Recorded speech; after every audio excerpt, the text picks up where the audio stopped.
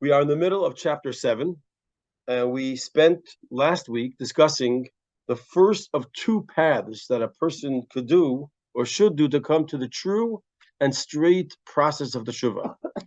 We said, how does a person come to real teshuvah, real repentance? And there's two things that are the motivators to make us complete or do this teshuvah. One thing is, we said last week, was the idea of arousing mercy for our soul and for the godliness that we schlepped into this mess. When a person does a sin, not only does he drag his own soul and put his own soul that came from a really high place in heaven. It was this lofty, beautiful, sweet, happy place where we're sitting and enjoying the presence of God that only had good, no negative energy, no stealing, no thievery, no anxiety, no pain, no suffering. And we dragged that soul down to this world, but it came for a purpose. It came to do something. But instead of being a purpose, we dragged it down even further into the world of sin, into the world of corrupted behavior, impurity, because we use out the resources that God gave us instead of using out that particular resource to do a mitzvah. Whether it was $1, we could have bought some challah for Friday night. We instead bought something forbidden to eat, or we did some other sin that God gave us the gift of speech, and we said things that are forbidden to say, etc. We drag down those energies into the most horrible place, and not just those energies. God gave our soul these potential, the gift, the so to speak, the money He gave us to go buy food. We also drag down God Himself. We know God, like every holy relationship that goes on in the world. Your mentor, your teacher, your master, your Rebbe, God is schlepped down with you. We could make God disgusting by bringing Him in with us. We schlepped Him into these places of impurity. So the first thing is to arouse mercy. Feel bad, not on yourself. Not I feel bad that I sinned. I feel so ashamed. I forget about you. It's not about you. It's not about me. It's about the effect and the consequence of my behavior on others, on the soul that I was given, and on God. That's the first step. The mercy in a true way, not about my failed existence, not my failed mistakes, my misbehavior. The fact that my actions had consequences that affected others. That's the first thing, the idea of mercy. The second thing we're going to talk about, which is the second path of getting to, this was the first one was called emes. Emes means tiferes. It means, we know that we said in the very beginning of the chapter that we're focusing on two paths, emes and yashar, truth and straightness. When we said emes was tiferes, and yashar was Yosef, we said, Yesod, Yaakov and Yosef. Remember, we said this last week. So tiferes, we know, was rachem and mercy. That's empathy. We gave the metaphor last week of a womb, that a womb puts self aside, rachem, and I just have space for other. It's not about me, it's about the other. Yashar means strength. There has to be, that's Yesod is strength. There's a strength. As Yosef, it says, when he was a leader of Egypt, people came to him and it says, he's tough, he has too many demands. We have to sell ourselves as slaves, we have to circumcise ourselves. They complained. And Pari said, whatever he says, you better do. You better listen to him. Bottom line is, Yosef represents strength. So what's the strength? A fascinating approach, and it's very important to understand correctly, not to misinterpret what the Alter Rebbe is saying here. Okay, we're on page Tzaddik Zayin, which is the equivalent of 193, third line from the top. And Hashem, we want to dedicate the learning today to heal all those who need healing, especially in Israel, but not just in Israel, around the world. When people in Israel are safe, we're all safe. Matir Asurim, to free also those who were taken away, these children, these adults, these seniors, that are in a place that needs immediate blessings. Every day that goes by is absolute suffering and danger. V'habei is the second path, the second venue, the second method that we use, not venue, the vehicle that we use to tap into this tshuva, is a fascinating idea that seems so counterintuitive to everything we say in Chassidus. Levatesh, to crush, ulahachnia, and to bend down, haklipa v'hasidr achra, the klippa, the shell, the concealment, and that negative energy, asher kol chayesa hirak bechinas gases vagba. Its whole existence is inflated, self-inflated ego. What does that mean? One of the very clear differences between holiness and impurity is everything in holiness is humble. What's the humility based on? All the existence is God. There is no existence aside from God. Everything comes from God. There's one supplier. Yes, I'm the sun and I'm the moon and I'm the wind and I'm tall and I'm strong and I'm happy and I'm healthy. But it's all what God gave me. The famous metaphor of of understanding what means humility. Humility doesn't mean that you have nothing. It means I recognize what I have is a gift. For example, the metaphor that I always think about is two guys having a race in a car. One's given a Lamborghini, and one's given an old Pontiac, a 48 or 68, whatever year they had the Pontiacs that were old clunkers. And they have a race. And somebody says, and they're sitting in the Lamborghini, oh, I'm a fast guy. No, you're not. Try and change places with the guy in the Pontiac, you'll lose a race. I recognize the reason why I'm going to win is because I was given a better vehicle. I was given a faster vehicle. So you realize it's not me that's different. I'm the same as the guy in the other car. Difference is that we were given by the supplier different things. In other words, ego means that I feel, no, it's not God. I reject the truth that it's something or somewhere, one that supplied me with my gifts. And I say, no, I have my own strength. Like Pare said, I created myself and I made the Nile River. He said, I created the Nile, I created myself. I am self-existent. That's called klippa. It's not just, see, the definition of klippa is not just that it has ego. It's an ego based on nothing. And that's the key here. See, sometimes a person can have an ego because a person, let's say, is a very good basketball player or a very, very big philanthropist and gives a lot of charity. And he can feel good about himself. So the truth is, he's giving a lot of charity. And the problem is, you have an ego because of it. Don't become so great, because if God would have given someone else the money, he could give the charity. Or a guy who was a great basketball player, etc. Evil doesn't do that. Evil has no qualities. There's nothing that it has. It only has an inflated ego. Everything it says has not even its own. It pretends. It pretends to be the owner, the one who has everything else, and he has nothing for itself except an ego. In other words, it's like almost actually not almost. This is a metaphor given in Chassidus. What's called the mechutzav. The mechutzav today usually means the chutz benyak, the person with a bad attitude, but really it could be understood as the bully. The class bully in most cases is the kid with the least self-confidence, the most issues. And why does he become the bully? That's how he hides and conceals his own insecurity by pretending he's big. You pop that bubble, there's no one left. Oh, I thought maybe just a little smaller. No, there's no one there. It's a tiny, frightened little child that was maybe had some bad experiences or something, but he's the bully, and that's his whole facade. So the ego of klippa is a facade, which means if we can break that ego, it's not like now he's weaker. Now he's nothing. This is how you have to understand. Klippa has no true identity except that it rejects the truth, and it pretends to be an identity for itself. And the second we pop that bubble, it's not smaller, it's gone. That's a key element to understand how Chassidus looks at klippa. Now, back inside. So this new path we're going to talk about is to break and shatter the klippa. Asher kol chayuso, its whole identity and existence, hirak bechinas gases v'hagba. It doesn't have other qualities. Its only quality is ego, self-inflated pretending. There's nothing there. Absolute a farce.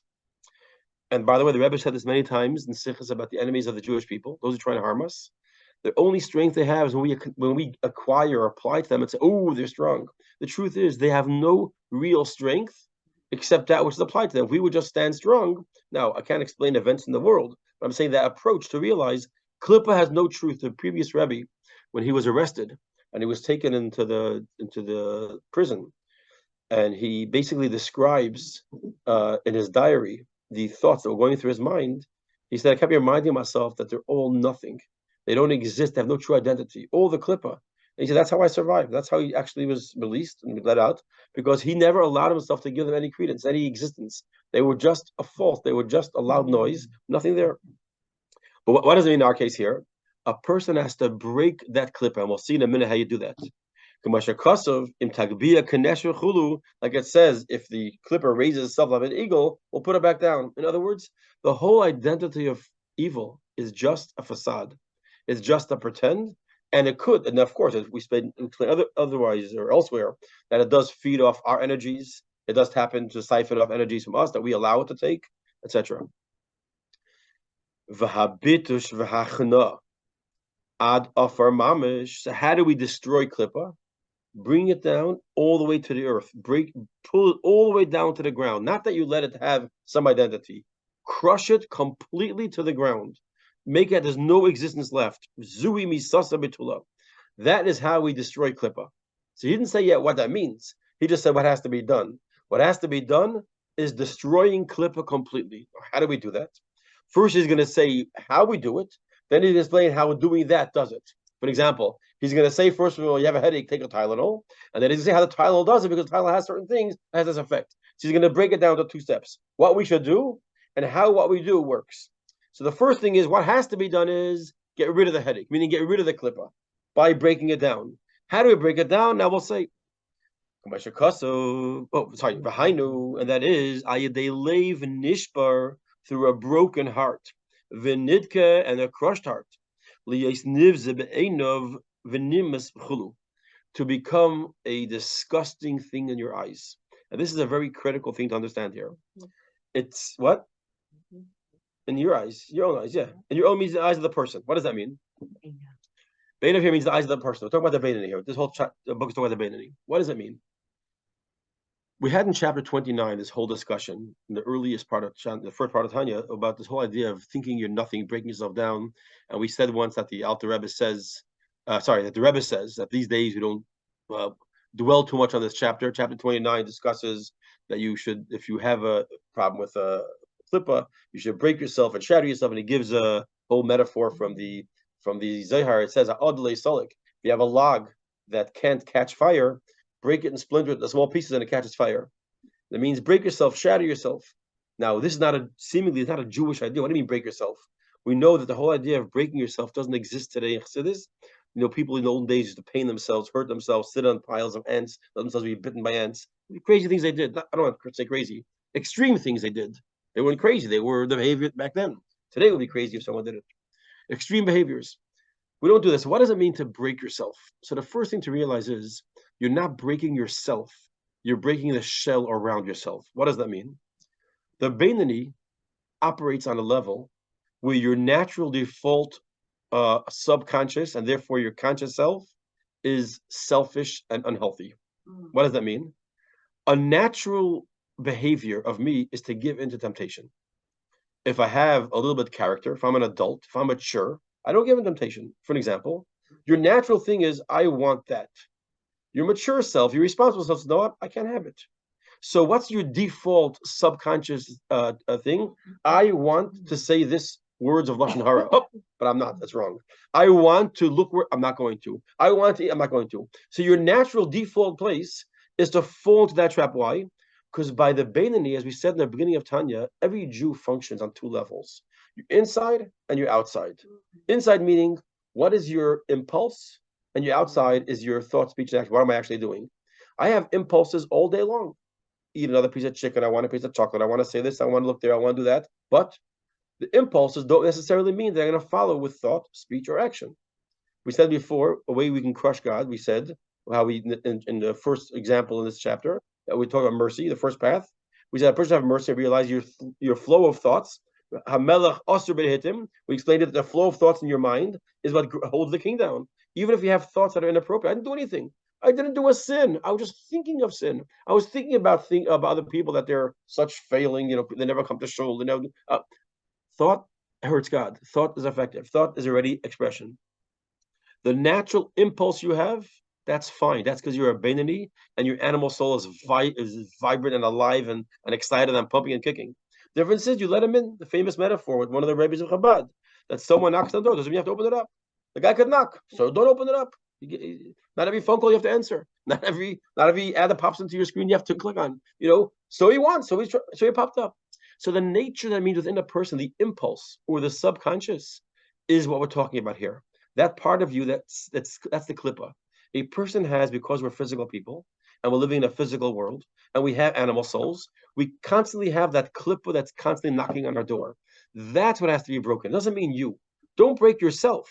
The real you, the part of you that lights the Shabbos candles, that goes and smiles to people, that says the prayers, don't knock that part of you. That's the real you. The real you is the one that does things that are not impulse related from your animal soul, but decision oriented. I made a conscious choice to not look here, not say this, not eat that, not do this. That's the you. So the part that you're breaking is not the you that functions. It's the impulses that's trying to get you to do things wrong. It's the impulse part. In other words, that's the klippa. So within a Beinani, the klippa is very active, extremely active. As a matter of fact, if you're a healthy, wholesome person, you're probably having impulses numerous times a day to do things that you shouldn't, whether it's to say something you shouldn't, eat something you shouldn't. But because we're healthy, strong, normal people, we have the abilities to overcome those challenges. No difference, as it says in Tanya, the Alter Rebbe explains earlier in chapter 15 and 16, or maybe it's 14 and 15 and 16, he explains that a person has the ability to overcome every natural impulse. You're sitting in public and your kid does something, you have the impulse to yell at him in public, or someone says something to you at a party, or someone does something not nice to you at a party. Your impulse is to express your thoughts. You say, you know what? Now is not the time for it. What do you mean you want to? My brain says not the time. Meaning, not every impulse we follow as human beings. Not every impulse we follow as Jews. As Jews, we have impulses also. I'm so tempted to say to this guy what I think. I'm so tempted to don't do it. That impulse level, that's what we're talking about here. It's the klippa. It's the party that's shooting subliminal messages us constantly and subconscious messages. That's what we have to break. The klippa, the you or the I, the real me, the one who makes conscious decisions to daven, to learn, to be kind, to give tzedakah, to share, to spend time with others. Don't break that. That's you. Don't. That's the decision making you. That's the conscious you. So we're not talking about breaking the conscious you. When we talk about now to shatter and break, it means that impulse part where you turn to your Yetzer Hara and you say, "Stop being a nudge.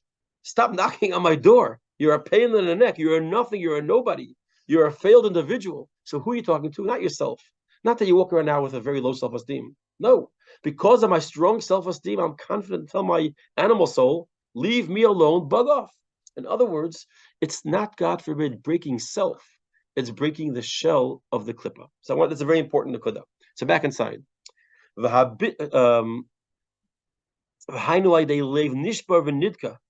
a broken heart, we're disgusting about you. It doesn't mean yourself. Not you're disgusting. If you're disgusting, you're gonna be a sad, depressed person. It means the clip of the forces, the impulse that you have, you should be tired of it. I'm sick and tired. Stop being a nudge. And he explained this beautifully from the Zehar. There's a beautiful verse that the simple meaning, I'll read it to us a simple way, and then we'll tell you how the Zehar explains it. The Zehar explains it a whole different way. Ruach nishbar, sorry, let me see, but I lost the place here. Zivchei Elikim, the sacrifices of Elikim. Ruach nishbara is a broken spirit and a broken heart, etc. It sounds like we're saying here, the simple definition is a broken heart is a sacrifice to God. You want to give, Hashem loves a broken heart. We used to have an expression that there's nothing more complete than a broken heart. Before God, that's the most complete thing. Why? Because you're not ego. I'm vulnerable. I'm not having a shell. I'm broken. I'm willing to accept and hear from others. I'm not a complete. The most dangerous thing in the world is a man who needs nobody. A man he's rich, he's the smartest, he's the best, he's the fastest. He needs nobody. That is a dangerous person. Why? Because nobody else matters. Your opinions don't matter to me. What's the definition of ego? Ego means I don't consider others. I am the most important here. Someone has a need, someone has an opinion, someone has a perspective. I know best. I am smartest. I don't need you. Go your own path.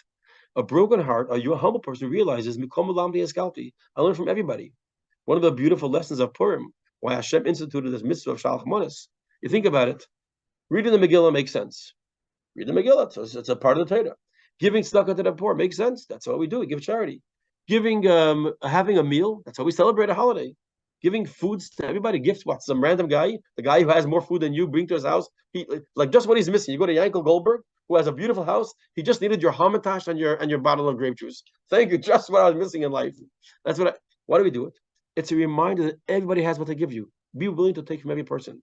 I know you're rich. I know you have a beautiful home. I know you have a table, but don't think you have everything.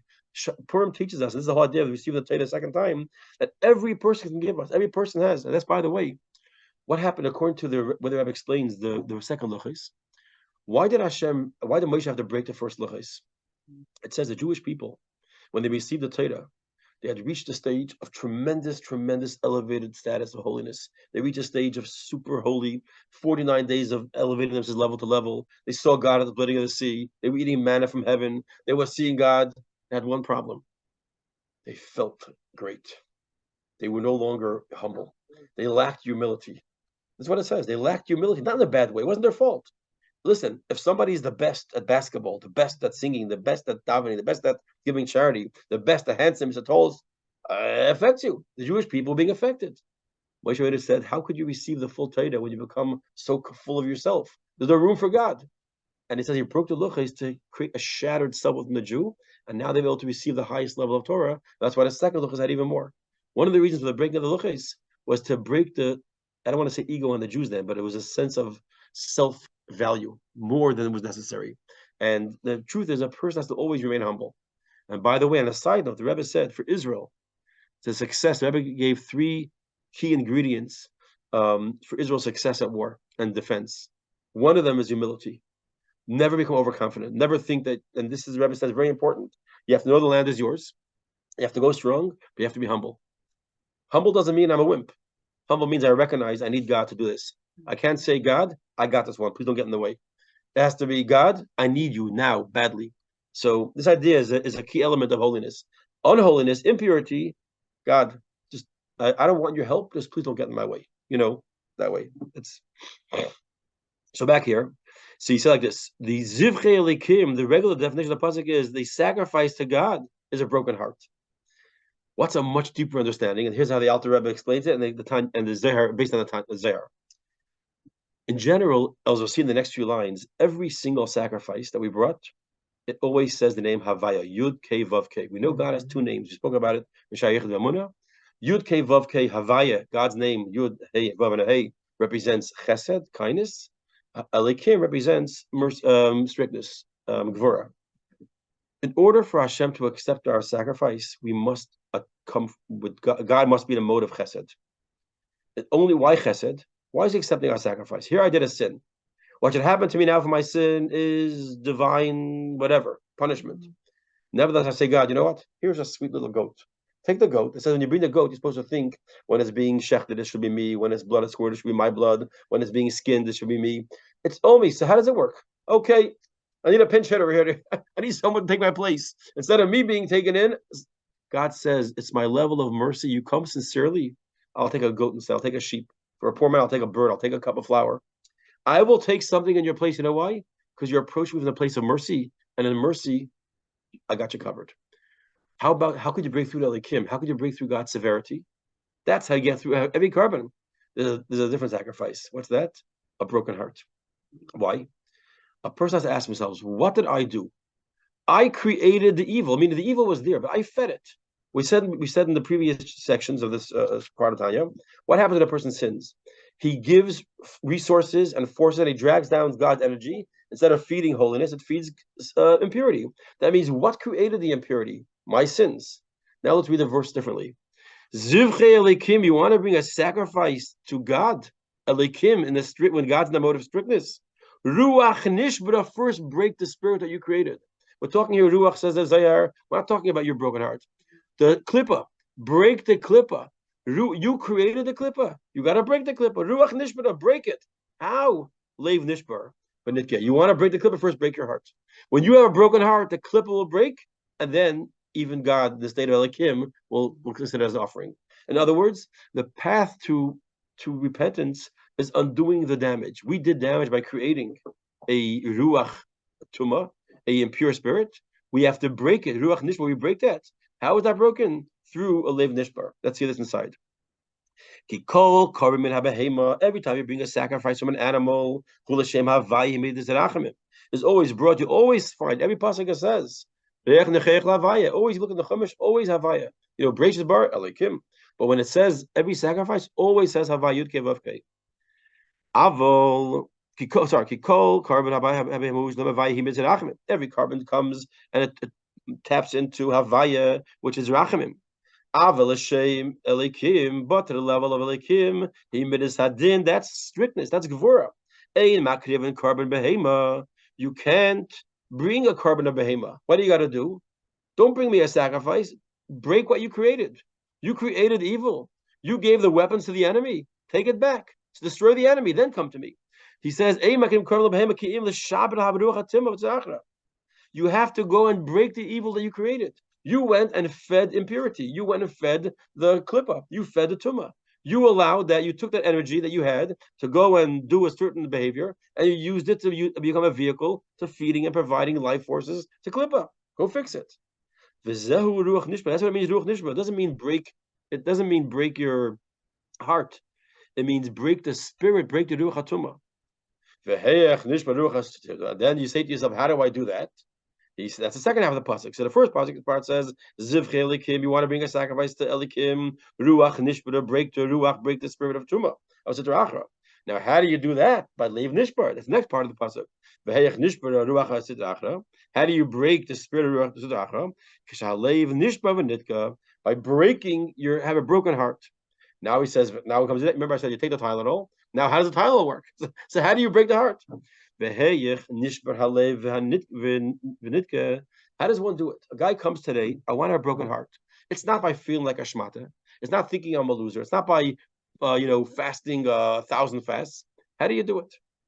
See, in the olden days, they were able to fast 1,000 fasts. Today, we can't do it. Now he says how to do it. He's giving you instructions today exactly how could somebody attain this path.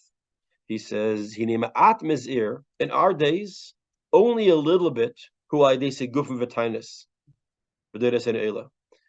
in our generations, we only use a little bit of fasting. There's actually a fascinating letter that in one of the Svarim I was using to prepare the class, there's a footnote that says, this guy wrote a letter to the Rebbe that he's done sins and he's trying to repent. He's not a guy who came from a bad, from an unknown place. He was a good boy, but he went off and he did sins and he wants to come back.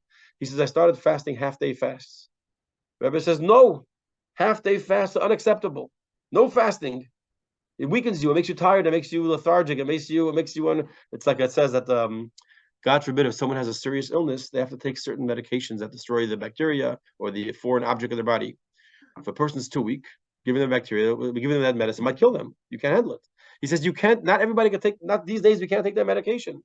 What do? The Rebbe says, don't fast. Change and break your nature. What does that mean? Stop talking about other people. That's harder. It's easy not to eat food the whole day. Try the whole day not to make a comment about anybody else. Try not, you want to not eat. Avoid some of the extra ketchup and mustard on your hot dog. Take away some of that extra chumrius, your extra, things you're eating just for pleasure. Eat the regular food. Have a nice, healthy breakfast of eggs and toast and cereal and milk and the tuna sandwich. But that extra juicy tivus, that bag of chips, I go along and avoid that. Or cut down on you talking about people. Looking where you shouldn't. The fast shouldn't be the mouth of eating healthy food. The fast should be your general interaction with the world. Cut down on things that are not spiritually good for you. That's what he tells this person. He says, in the olden days, people would fast a lot. In our generation, he says, only a tiny bit, or the sigufim v'tainis. By sigufim was what the olden days they used to do, was walk around the winter without a coat, or wear a heavy coat in the summer. It was embarrassing. You looked silly. They'd walk into the people would walk into the drugstore and ask if they sell, cows. They'd ask silly. They'd embarrass themselves. This is a famous thing the Alter Rebbe said. The Aveda von Tolk is Nishkan Tolk. It was 18 Tav Kuf Lamed. It was a behavior that started, I think, in the 1770s. In the 1770s, a behavior of embarrassing your. In the Hebrew, it's called Tolk. Tav Kuf Lamed. It's the Hebrew year. Like now we're in Tafshin Pei Daled. That was Tav Kuf Lamed. And they used to go and do things that embarrass themselves publicly. People would do it as part of their process of repentance. Do things that were shameful. Like I said, wear a heavy winter coat in the summer. People laughed at you. The kids laughed at you. The Alter Rebbe said the Aveda von Tolk, which means the service of 1770, is Nishkan Tolk. Tolk also means it's not the right solution. It's pasnish, exactly. It's pasnish. This is not what we do. Today we do other things. Be kinder, give more charity, spend more time saying Tillim, cut down on how much you talk about people, etc. He says, we can't fast like David HaMelech. It says David HaMelech fasted so much, he actually killed his animal soul. He had no animal soul. He died. That's why he stories about Sheva we talk about. You saw about Sheva. It's not like we think. He had no animal soul. He had no evil inclination. He did only things that were godly. Like David HaMelech says, and my heart is empty inside of me. It's a shaharga b'tainis. He killed his Yetzer Hara by fasting. Dead. It was over. He had no Yetzer Hara. He said that we can't do anymore. That's not accessible. And we'll start here, then we'll finish this. We'll continue here. I'll do the first few lines here. What's the primary way to break our heart? To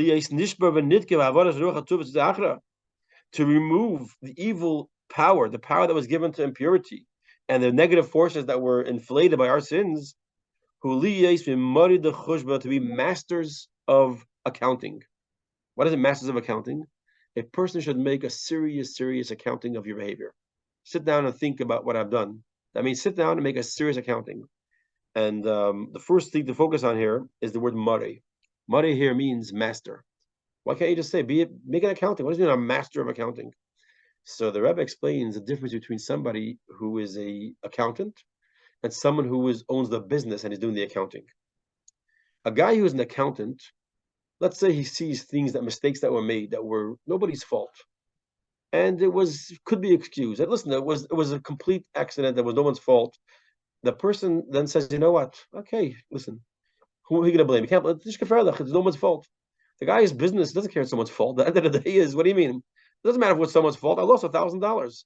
But come on, don't feel bad. It was no one's fault. If it's my business, I can't say, well, I don't feel bad because it's no one's fault. I feel bad. At the end of the day, what do you mean? I'm not pointing blame. So that's, first of all, you take a different ownership of things that happen. You don't say, well, it wasn't my fault. If it's you lost your favorite, I don't know what, you lost your cell phone. Well, someone says, no, it wasn't your fault. It fell out of your hands, and you got pushed by somebody. I still lost my cell phone. The accounting is different than if I'm just making an accounting for someone else. The second thing is, a person who's his business, if it's not your business, or you're just looking at it in general, if there's a large problem in the business, something's wrong here. Listen, there's $100,000 missing. A guy who's his own business, and he notices over time that you're missing just a couple of nickels every day. It's a couple of nickels is nothing. If it's not your business, okay, big deal. If it's your business, something is wrong. Something's not right here. It's a couple of nickels. Something is not right. The difference is when you do accounting of yourself. If you had failings in your life that you can excuse, if you're not a mother the you don't take ownership over it. You could say, you know what, it wasn't my fault that time. Have a good excuse. Why I missed shul, I have an excuse. Why I didn't like Shabbos, I got an excuse. You can't make those excuses because it's not a matter if you were okay to do it. The bottom line is I missed out. I didn't do it. And the second thing is, you don't say little things don't matter. If it's your business and you're missing nickels and dimes, you don't say, well, just a couple nickels. No. What's going on here? Why is the nickels missing from the pot? Over time, it affects the company. So what happens, he's saying, don't just be an accountant. Be an accountant like it's your business, meaning care about everything. That's the first thing. Next thing is like this. To be a master of accounting. With your deep, real, intense thoughts.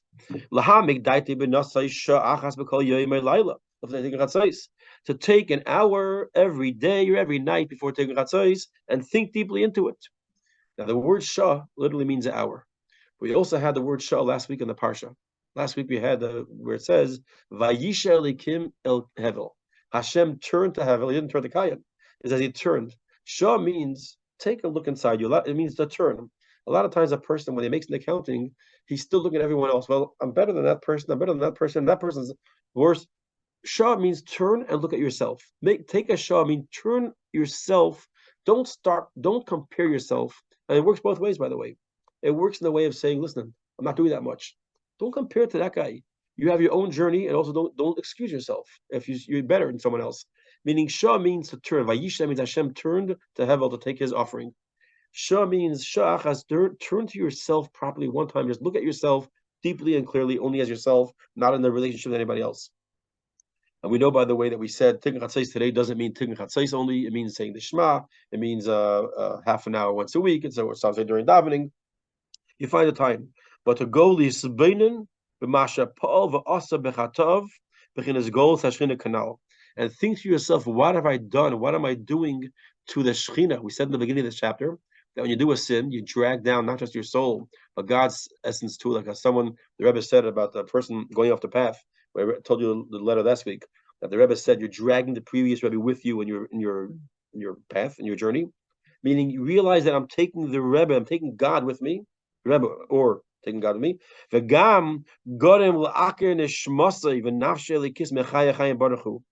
And your own soul, you're uprooting it from its connection, its bond, how it's connected to God's essence. And you're dragging it down to the place of impurity and the place of death. And what does it mean, impurity and death? As we'll see, we'll talk about it next week. It means the hecholis haseter achra. It means the chambers of the impurity. You're bringing, when someone uses a part of their body to follow their impulse and do what's wrong, that means you're letting the clip aside of your existence control you. You're dragging your essence of your soul away from its connection to God, and you're pulling like a child being pulled from his mother and being thrown to a healthy place. And this is what's being done to the soul. But nas is bechinis markava aleihim, and it becomes like a markava. What's a markava? Markava is like an addict. An addict is somebody who no longer controls themselves. They lost control. It says earlier in Tanya, we had in earlier chapters, that a deeper level of rush, I think it was chapter Yud Aleph or Yud Beis, Yud Aleph, was chapter Yud Aleph, that the deepest level of Russia is that you're so pulled into sin that you can't control yourself anymore. You lost control of yourself. You're governed by your impulses, you're governed by your animal soul, and you can't control yourself. It's like an addict that has no control. I mean, there's a way to save yourself, but it's a lot of work. Makava is a wagon. A wagon has no say in the matter. Whichever way the horse, a chariot, whichever way, a wagon or a chariot, the same concept, they're being pulled by something else. The way it goes has nothing to do with himself. You reach a point, I no longer control my destiny. I'm giving myself over into the hands of Klippa, and they schlep me wherever they want. They pull me wherever they want to go. So it means the Markava, you become the polar opposite of the Avos, the forefathers. They were Markava to God. You become Markava, you become a chariot, you become a wagon behind the horse of impurity. You become just a follower, and you realize, and you become something. You realize it, that all your life and all your hope, and it's like again, I don't want to go too tragic, but you go into a drug addict. His whole life is just to get one more piece of the drug, or one more smoke of or whatever the injection is, whatever the drug is addicted to. It's his whole life. That's the worst thing for you. But in your mind, it's the one thing I need. I need one more fix, one more. And this is what happens when a person could pull themselves down and down and down. So you should think about this and become bitter and frustrated and broken, not to allow and this existence, this impulse level of impurity to control you. And you shatter that, you break it down, you pull it down to the ground. But not yourself, God forbid. You yourself has to realize I'm a valuable, important creation. I'm a soul. You realize my soul is valuable. All the good that I do, that's my soul. And that has to be raised up, but the negative energy has to be broken down. We'll stop here.